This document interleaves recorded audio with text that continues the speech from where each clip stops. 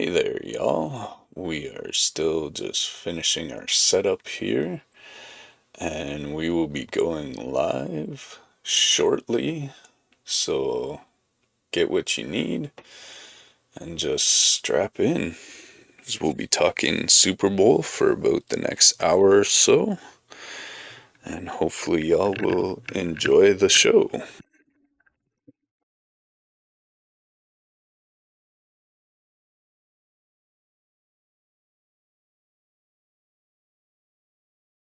Final bits of setup here, just for those on the live stream. If not that anyone's here.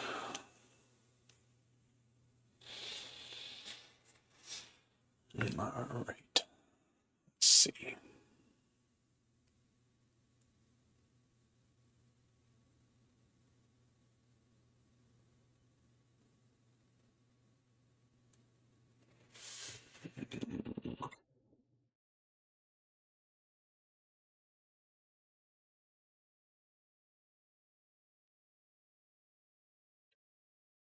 There we go.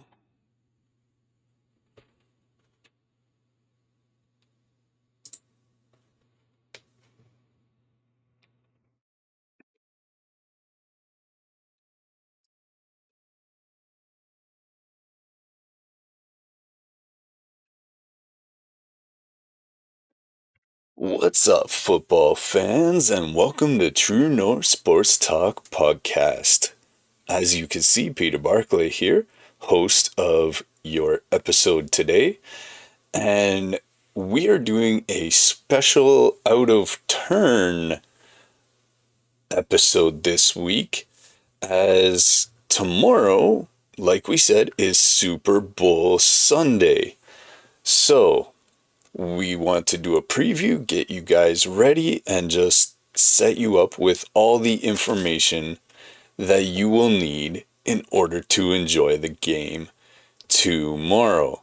So tomorrow's Super Bowl 60 kicks off at 6:30 from Levi Stadium in Santa Clara, California. And we've got a classic matchup. And it's been a few years since this matchup took place in the Super Bowl, going back to 2015. So you have the New England Patriots taking on the Seattle Seahawks. And back then, this was a Tom Brady against a Russell Wilson. You had beast mode Marshawn Lynch back in them days. And this was the Malcolm Butler interception game. And so, yeah, this is going to be different because all the players, all the scenarios, everything is fully different from that particular game. In this game, you have an up and coming quarterback taking on a redemption story. And so this will be a very interesting game. So you have Drake May versus Sam Darnold as quarterbacks. You have a 23-year-old MVP runner-up against a 28-year-old, as we said, redemption story. Mark Vrabel's Patriots are trying to capture their 7th Lombardi trophy. However, the rest of them all came under Tom Brady. Mike Macdonald's Seahawks are looking for their 2nd championship in franchise history. And guess what? The storylines for this are unreal. May is the 2nd youngest quarterback to ever start in a Super Bowl. Darnold is on his 5th team, trying to silence the critics and the doubters and the online keyboard warriors. And the Seahawks have the number 1 scoring defense in the NFL. So they have a really, really strong defense. The Patriots are 4.5-point underdogs from the folks in Vegas for the first time in years, and that is because all those other years, again, had some guy named Tom Brady. Now, we have another storyline that is somewhat unrelated to the football itself, and we are going to talk a little bit about it, but we're not here to throw shade on anyone or be negative. We're just here to be positive about these things. So tomorrow we are going to experience for the first time in Super Bowl history 2 options for a halftime show.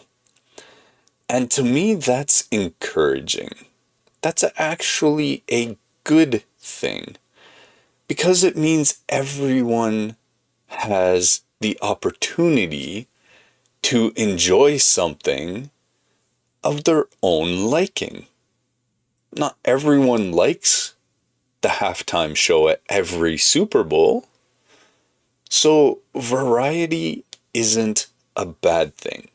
So we're going to talk about that. You have the official halftime show featuring Bad Bunny on the Apple Music halftime show on NBC. And then you have Turning Point USA. Now, if that sounds familiar to you all in any way, shape, or form, that is the organization founded by one Charlie Kirk. And they are presenting the All-American Halftime Show, and they are featuring Kid Rock, Brantley Gilbert, who put out a statement regarding this yesterday, Lee Brice, and Gabby Barrett. They are airing on multiple networks, and they will be airing at the same time as the NBC halftime show. So today we're going to talk about all of it. We're going to break down the game. We're going to break down the halftime show. We're going to start with Drake May's incredible story. We're going to talk about Sam Darnold's redemption arc. We'll cover the key matchups, the possible predictions or outcomes, although y'all know by now I hate predictions. And then we're going to close out with the halftime show. And we're going to talk about why it matters, even though we just mentioned it. So this show is going to be loaded. You don't want to miss it. Stick around till the end. And let's get into it. Buckle up. Super Bowl 60, here we come. Speaking of Drake May, the second-year phenom. And this is a story that is on a lot of people's minds. May is 23 years old. He won't turn 24 until next August. He's the second youngest quarterback to ever start a Super Bowl. Some guy named Dan Marino in 1985 was 23 as well. But if you go into how many days, so as an example, I don't have the number in front of me, but say Dan Marino was 23 years and 50 days, and May is 23 years and 100 days, that makes Marino younger, right? So in 1985, Marino was younger. If May wins tomorrow, and back in 85, Marino did not win, he'll become the youngest quarterback to ever actually win a Super Bowl. Guys like Patrick Mahomes, Tom Brady, Peyton Manning, Eli Manning, Warren Moon, you want to go back a ways, Dan Marino. None of these legendary quarterbacks have done what Drake May can potentially do tomorrow. So let that sink in. In his second season, Drake May has led the Patriots, who weren't expected to necessarily even make the playoffs, much less be in the Super Bowl, to a 14-3 regular season record, the AFC Championship, and then now they are in the Super Bowl. For a second-year quarterback, that is insane. It shows a tremendous amount of maturity and football IQ from a very, very young man. So, let's talk about his regular season, because it was nothing short of historic. And again, think of those quarterbacks that I just named. I can name more. Doug Flutie, Michael Vick, Cam Newton, dare I say Colin Kaepernick, Joe Montana, Jeff Garcia. Name list goes on and on and on. But May led the NFL in completion percentage at 72%. And if you've ever played football or watched football, you know that is unreal. The youngest quarterback in NFL history to ever lead the league in that category. He also led the league in passer rating at 113.5, yards per attempt at 8.9. So that's almost a first down per attempt.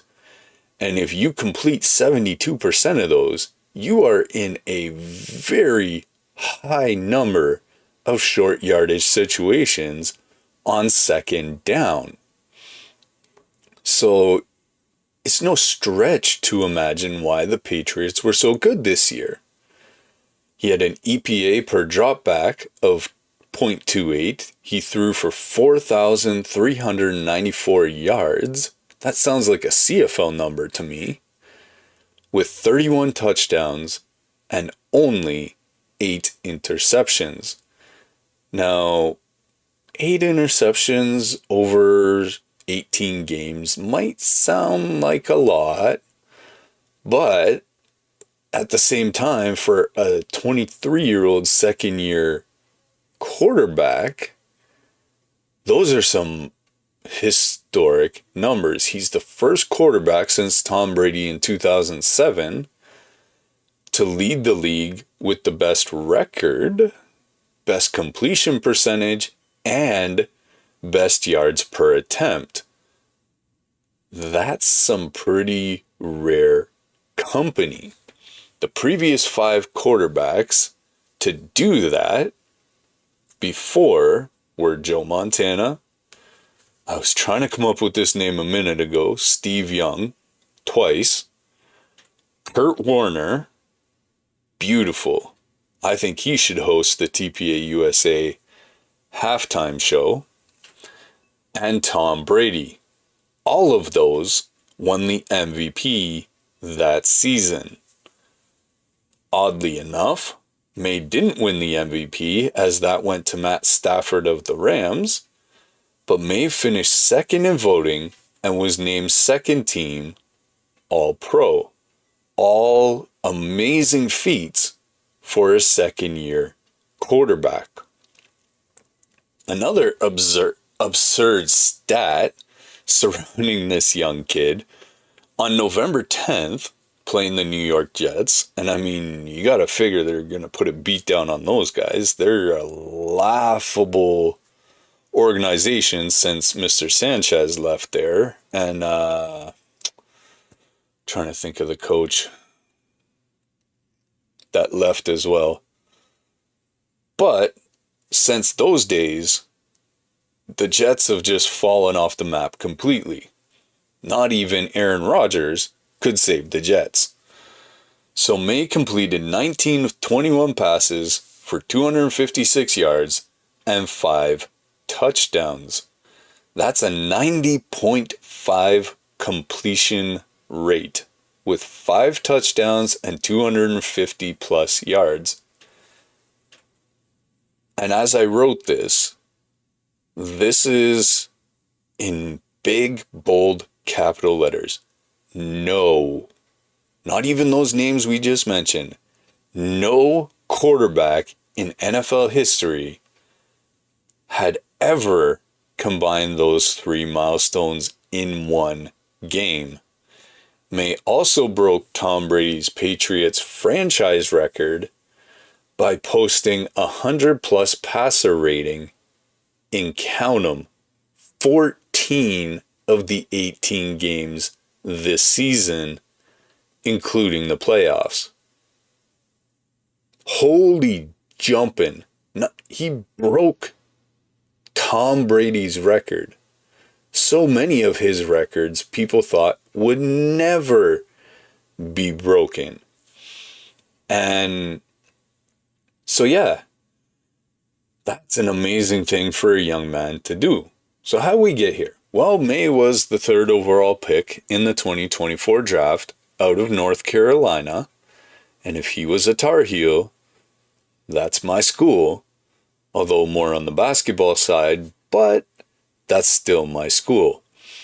The Patriots were coming off back-to-back 4-13 seasons, which is kind of why they weren't expected to even come close this year. That's the worst 2-year stretch in New England's history. Like, to put it nicely, they were a disaster the last 2 years. In his rookie year, May started out slow. He was sat behind Jacoby Brissett for the first 5 games and then took over in week 6. Well, if you start behind the 8 ball by 5 games in the NFL, that's a deep hole to try and dig out of. The Patriots still went 4-13, but May had started to show flashes of what we saw this year. 66% completion rate, 88.1 passer rating, 421 yards rushing, and he made the Pro Bowl and finished 8th in Rookie of the Year voting. So it was kind of there. It just hadn't fully come out the way he had that coming out party this year. In the offseason, the Patriots fired head coach Jerod Mayo, looking like a bit of a genius move on Kraft's his behalf. They hired in Mike Vrabel. He's a former linebacker who won 3 Super Bowls as a player in New England, so he was a familiar face. They brought in Josh McDaniels as an offensive coordinator for his 3rd stint with the team, and clearly that made a huge difference. And then the Patriots went all in on weapons for May to throw to. They signed Stephon Diggs, one of the best receivers in football. They signed offensive linemen Garrett Bradbury and Morgan Moses to protect him. They drafted running back Trevon Henderson and tackle Will Campbell. So all these additions to the New England Patriots, and May just took off. He went from rookie project to MVP candidate in one season. But that just goes to show you that if you put the right people around someone, they will succeed 9 out of 10. But here's the concern. In the playoffs, May has struggled a little bit, as you know, the intensity, the atmosphere, everything just gets jacked up to like 200% of a regular season game. So in 3 playoff games, May's had a 67.3 passer rating. That's half of his regular season number. He's had 5 interceptions and 7 sacks. That's not all on him. the 7 sacks, the 5 interceptions means that his offensive line isn't protecting him the way they were during the regular season. In the playoffs, he's averaging 187 passing yards per game, and in the AFC Championship against Denver, he completed 11 of 24 passes for 137 yards. There were no touchdowns and 1 interception. The Patriots won 10-7 in a snow game where, as you might imagine, the defense carried the day. Now, there are reasons for that. May suffered a shoulder injury in the Denver game. The weather in both the divisional round and the AFC Championship was brutal. As you may be aware this winter so far, we've had one of those winters where the snow is just not letting up. The cold has been unusual, even for this time of year. The temperatures just don't lend to a good football game. So thankfully this Super Bowl is in California. Both teams get warm weather, and it will help immensely. The Patriots face 2 of the best defenses in the NFL in the playoffs in Houston and Denver. But still the questions are legit. They are real. Can May perform on the biggest stage against arguably the best defense in the entire league? Or will those playoff struggles continue? And we'll find out tomorrow whether or not the weather was the deciding factor in those playoff performances. We'll see how May's shoulder holds up. He's already exceeded all expectations just by getting there. And whether he wins or loses, the Patriots' future is looking very bright with this young man at quarterback. All right, switching gears now. Uno momento. Sam Darnold, the ultimate redemption story. Let's talk about it, because this is one of the greatest redemption stories in NFL history. Darnold's 28 years old. He turns 29 in June, and he's been in the league for 8 seasons.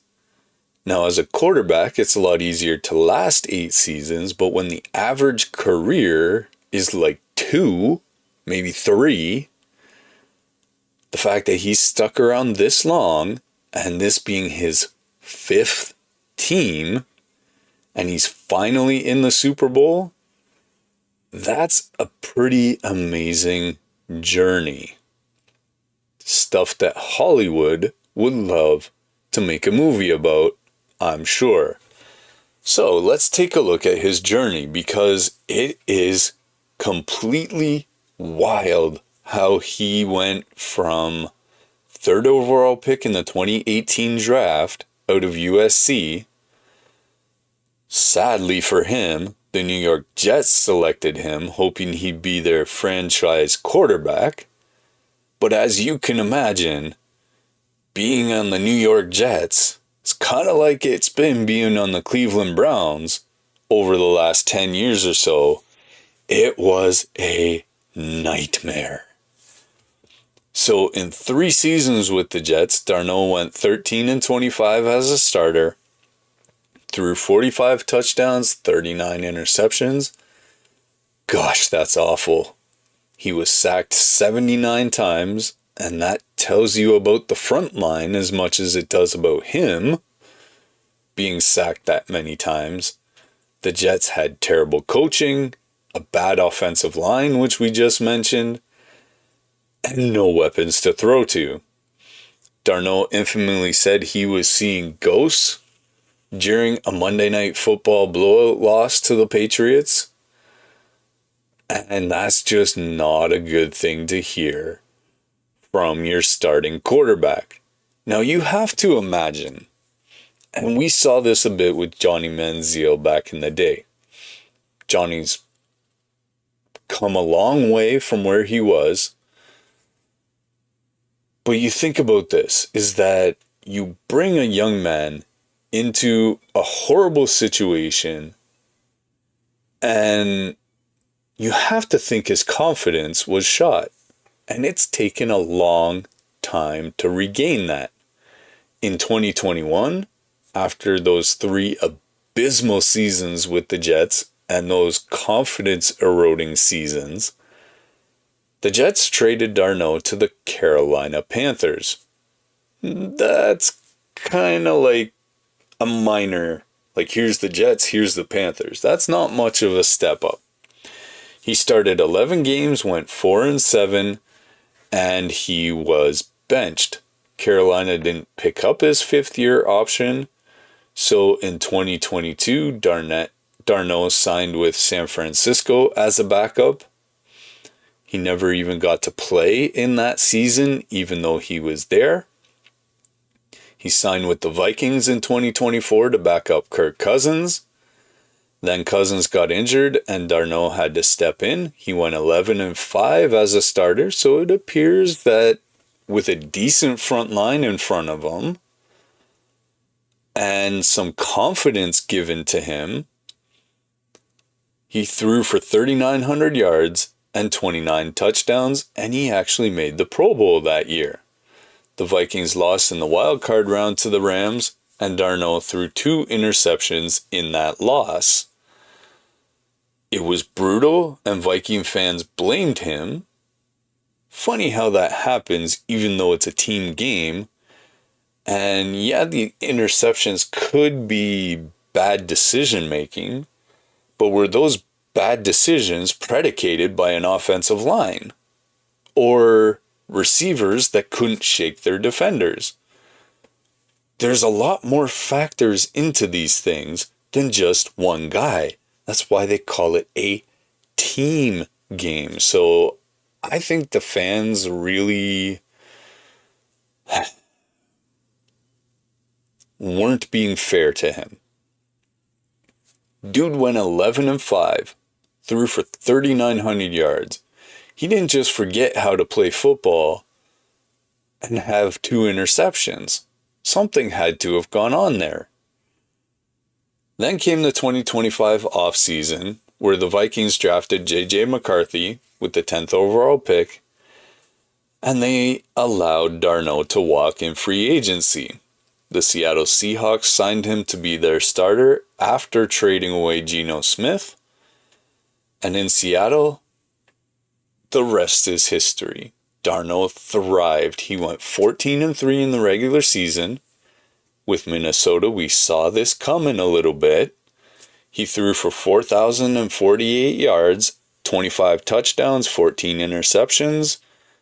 That's double what May threw, but again, it's a big improvement from where he started. He posted a 77.7 quarterback rating. That was second only behind Drake May.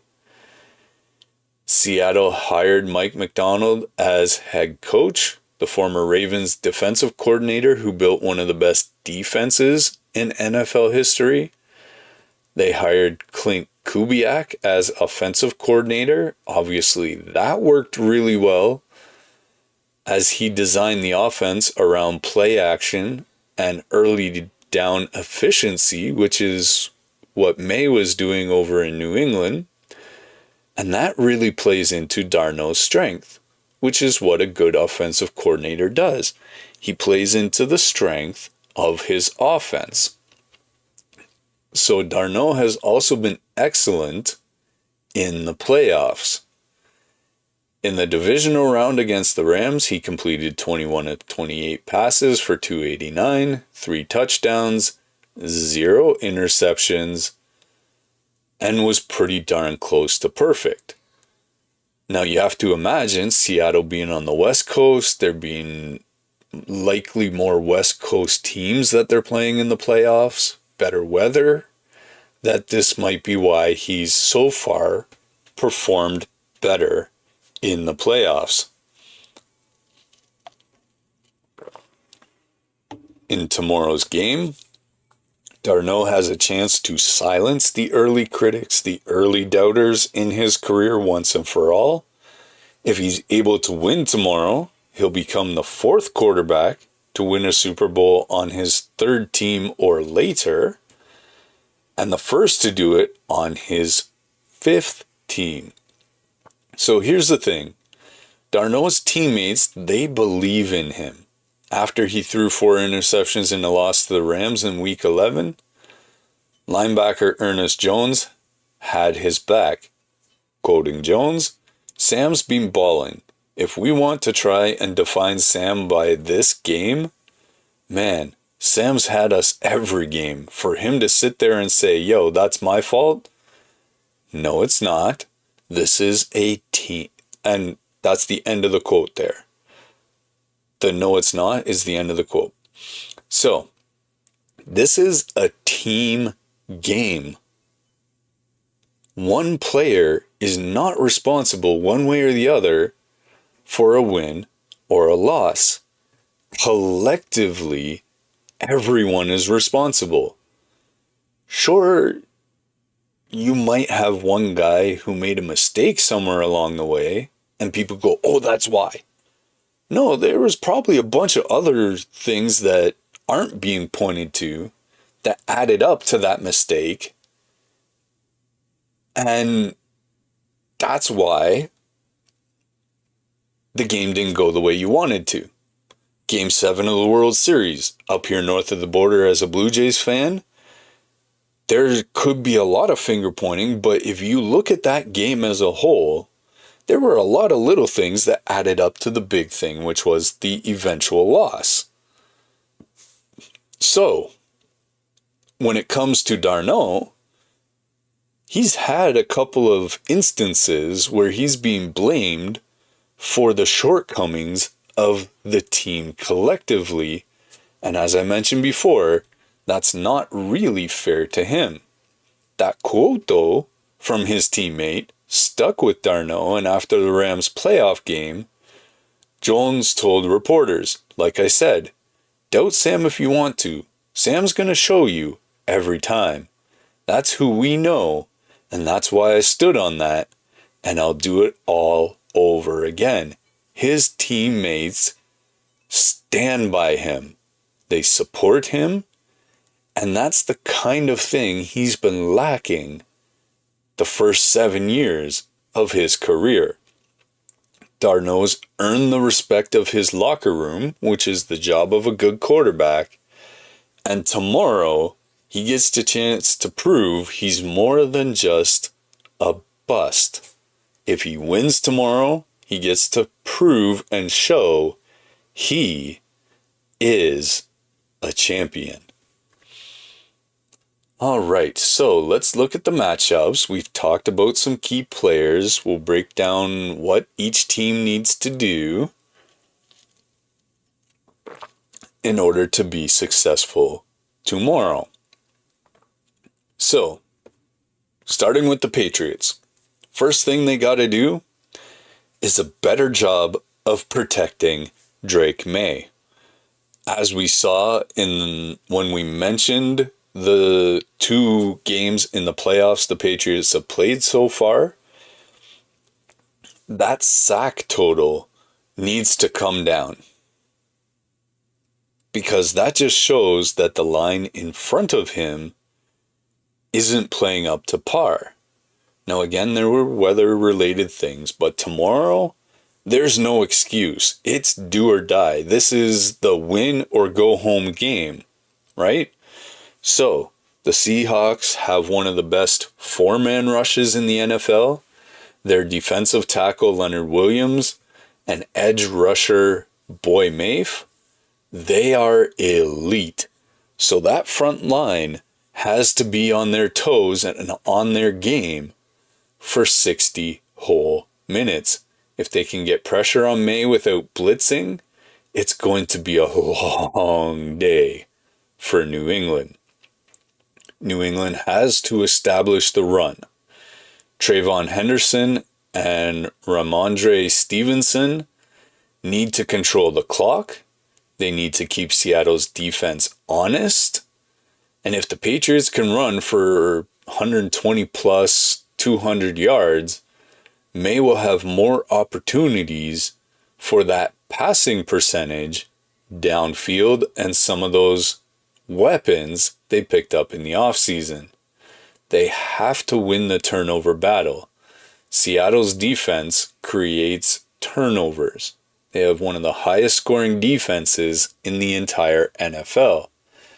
May can't afford to throw the interceptions he's had the last couple of games against this secondary. Devon Weatherspoon and Nick Amanwari, those two guys are ball hawks in that defense. If you air it out just a little bit, get some air under that ball, they're going to come for you. They have to exploit single high coverage. The Seahawks play a lot of cover 1, cover 3, and May has been excellent against single high looks overall throughout this season. If he can find Stephon Diggs on deep shots, well, that's going to be good news for the Patriots offense. Flipping over to the other side with the Seahawks, they got to find a way, and we just mentioned this a little bit, is to try and get pressure on Drake May without blitzing. This is Seattle's bread and butter. They rank second in the NFL in pressure rate with just 4 rushers. They can collapse the pocket on May.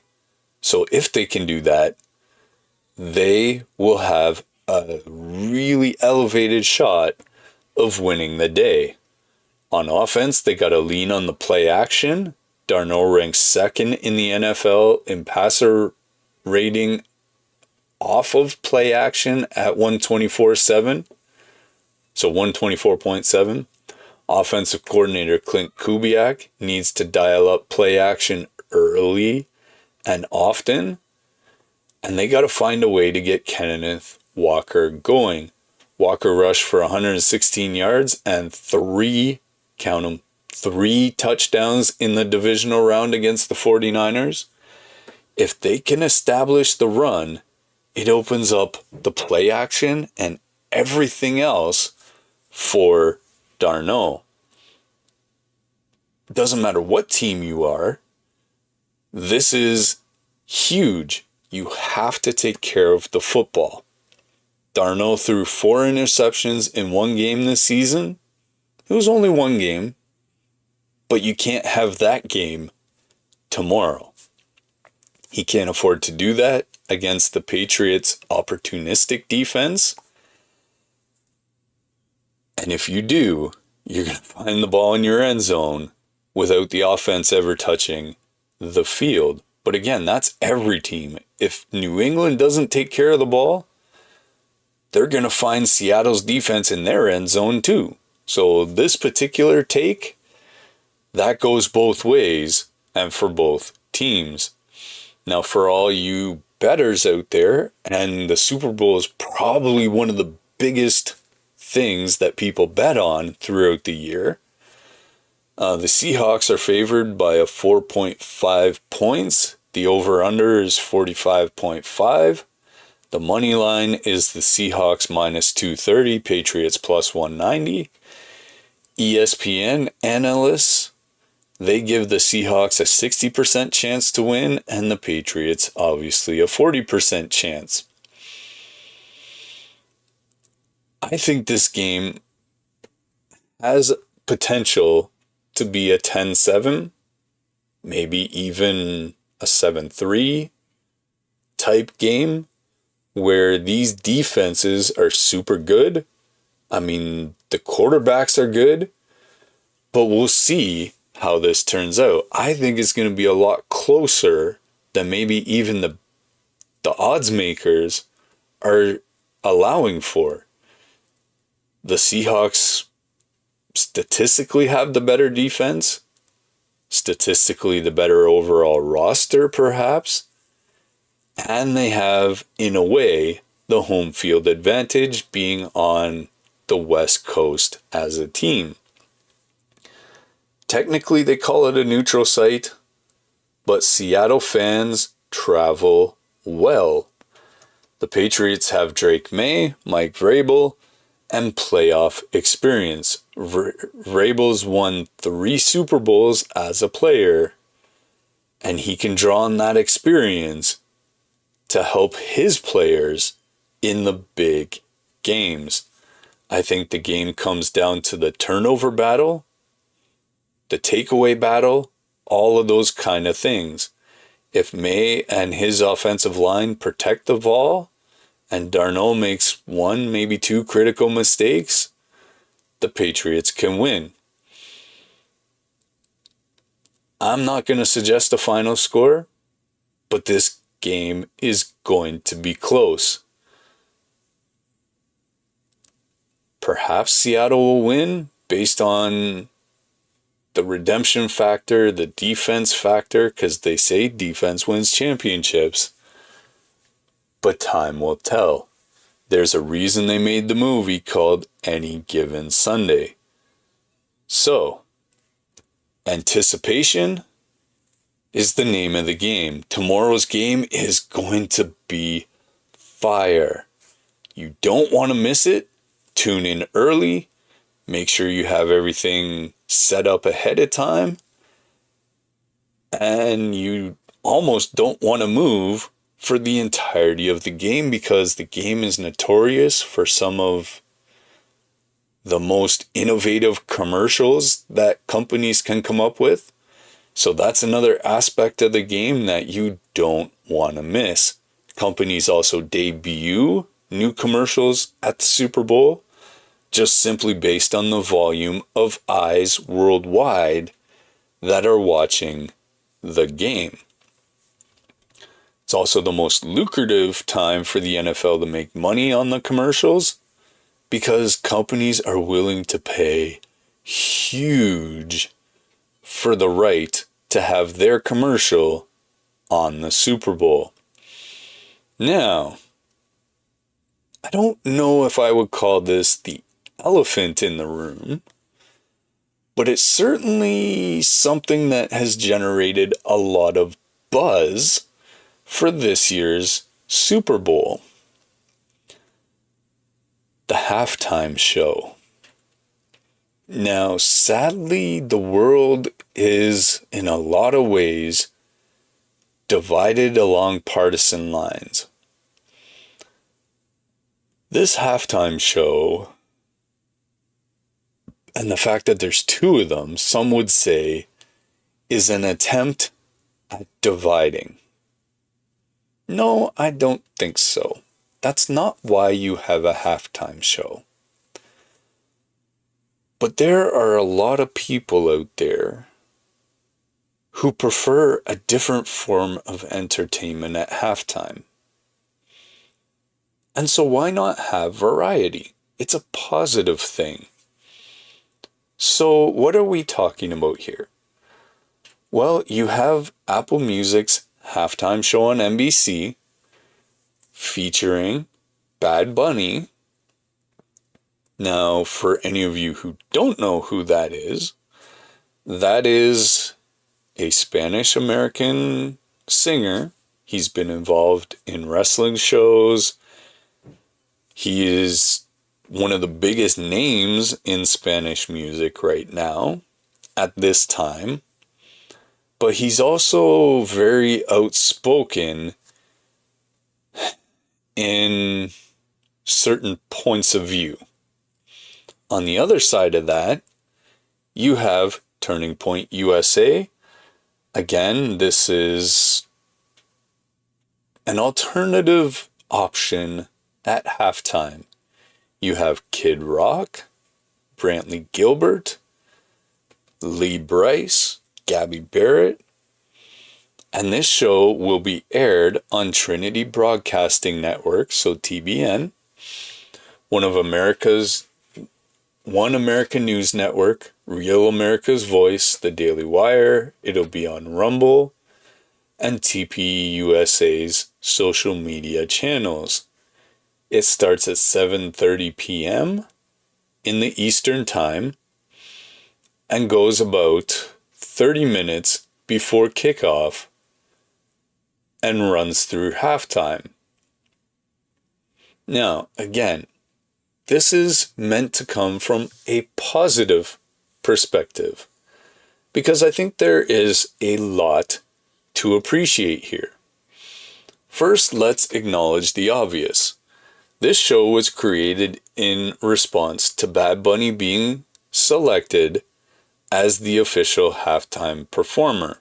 Bad Bunny is a Puerto Rican artist who sings primarily in Spanish. He is massively popular. He just won a Grammy for Album of the Year. But on the other side of things, he has been very controversial in his takes. There are a ton of people, obviously, that love Bad Bunny. Some people don't. And Turning Point USA decided to offer an alternative for families who are looking for something different.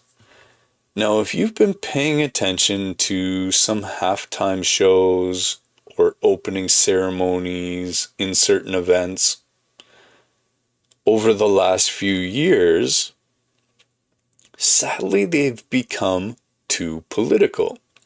So the positive here is that TPUSA is offering an alternative that isn't meant to be that. It's just entertainers looking to entertain without a message. So hopefully those artists that we mentioned, when they take the stage tomorrow night, aren't there to soapbox. Hopefully, they're just there for the opportunity to play a show. Now, Brantley Gilbert, as I said, he put out a statement yesterday. And he basically said that it's been since about the 90s since a country artist got to play the halftime show at the Super Bowl. He was presented the opportunity by TPUSA, and he said he just wanted the opportunity for his kids to see him play the Super Bowl halftime show. That is positive messaging. He just did it for his kids.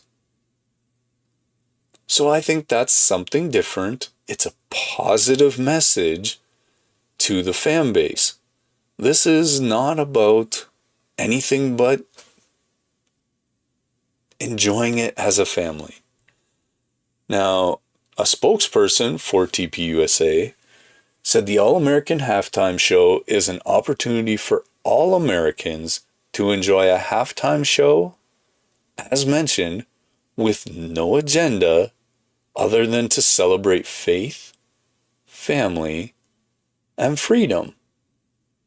So if that's your thing, watch the TPUSA halftime show. If it's not your thing, feel free to tune in to the Bad Bunny show. It's beautiful, isn't it? Everyone has an opportunity for something they enjoy. That's a positive thing. He continues, we set out to provide an entertainment option that will be fun, has excellent artists, that's exciting for the entire family, and while millions are gathered together for the big game, I think that's a fair statement. Again, if you don't want to watch Bad Bunny, you have an option. If you do, go watch. It's beautiful. It's a good thing. You should have the option. Let's talk about the artists. Kid Rock obviously being the headliner, and love him or hate him, you know Kid Rock knows how to put on a show. I remember when Kid Rock first came out. Crazy that he's still performing after 30 years or more. He's headlining the massive Rock Country Festival this summer, so you're going to have even more chance to see him as the year progresses. And he has a huge following. Brantley Gilbert is a country star that, again, I remember when he first came out.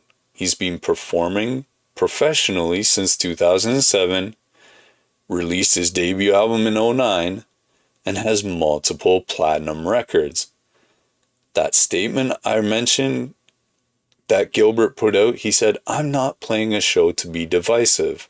I was offered the opportunity, and imagine my kids watching their daddy perform at halftime during the biggest game in American football. Everything I do for them."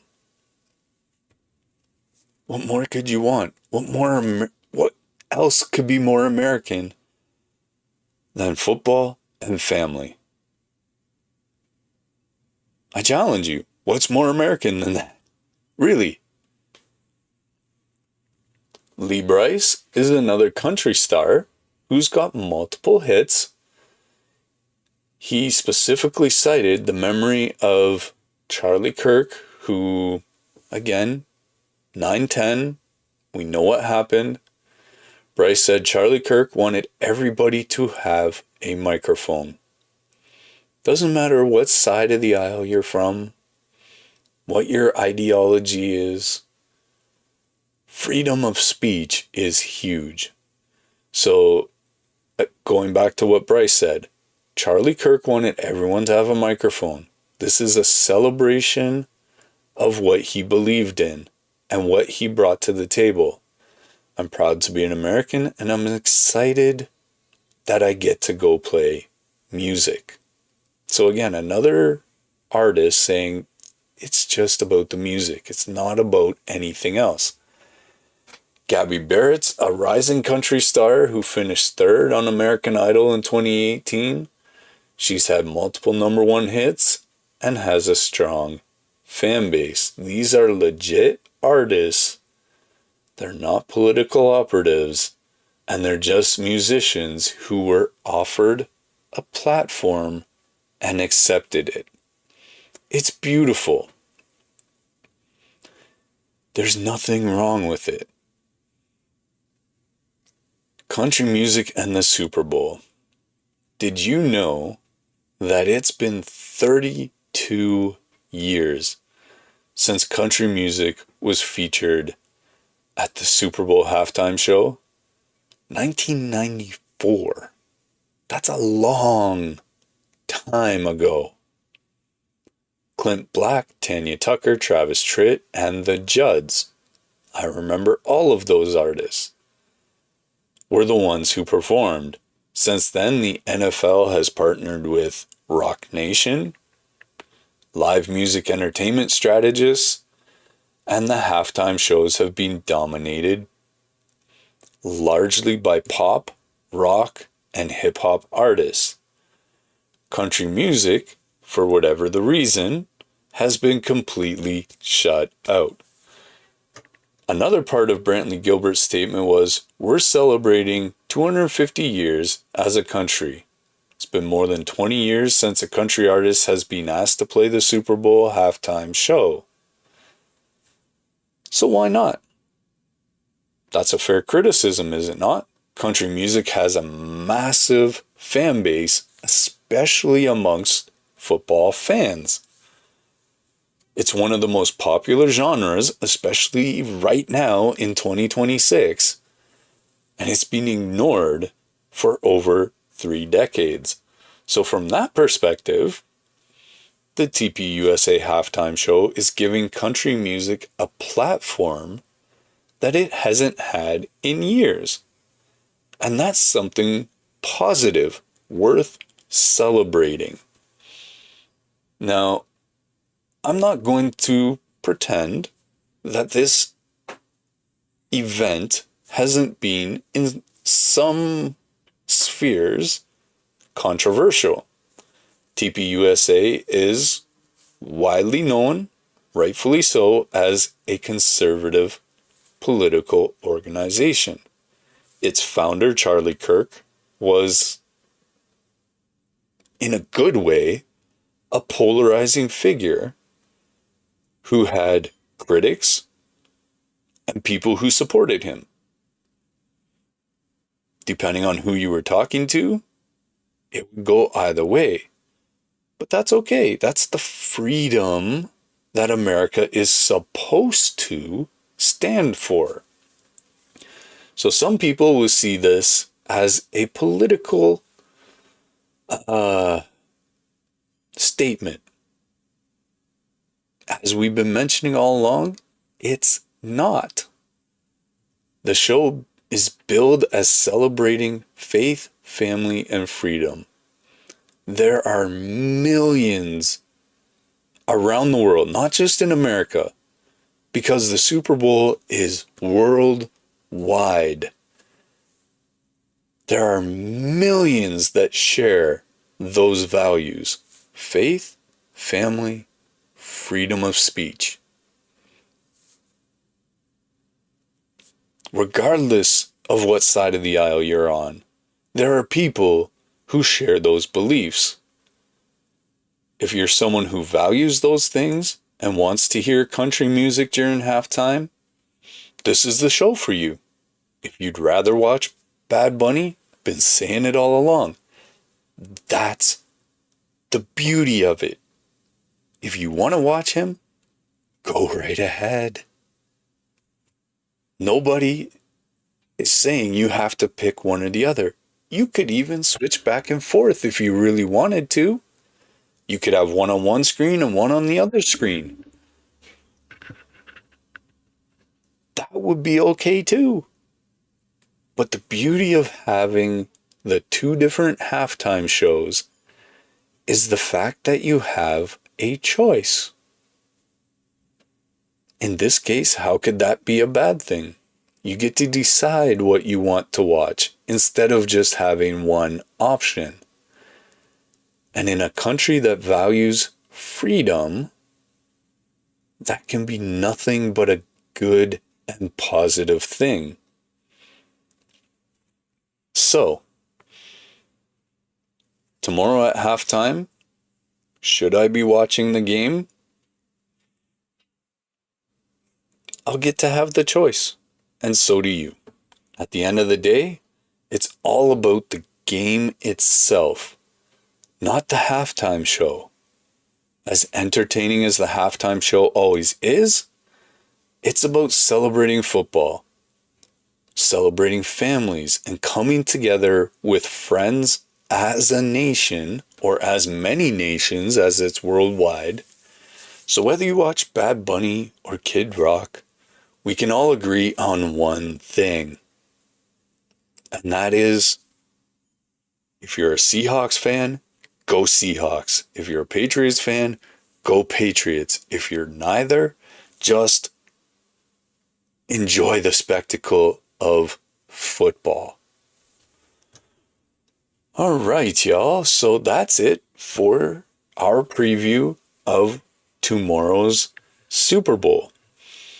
Tomorrow is Super Bowl 60. Patriots versus Seahawks. Drake May versus Sam Darnold. Starting at 6:30 Eastern Time on NBC. Just quick recap. We've talked about May's historic second season, Darnold's incredible redemption story. We've talked key matchups. I shy away from predictions, but we've talked about odds for the bettors out there. And we talked about the halftime show. So this is going to be an incredible game. Relatively speaking, because Darnold is 28, two young quarterbacks, two elite defenses, a rematch 11 years in the making. So tell me, what do you guys think? Jump in the comments, hashtag True North Sports Talk. Who's winning tomorrow? What do you guys think? Patriots or Seahawks? Will May become the youngest quarterback to win a Super Bowl, or will Darnold complete the redemption arc? And if you feel you want to, let us know which halftime show you'll be tuning into. Hit us up, let us know in the comment section. And again, Hopefully you stuck around this long, but thanks for watching True North Sports Talk podcast. Enjoy the Super Bowl, and we will catch you on the next one.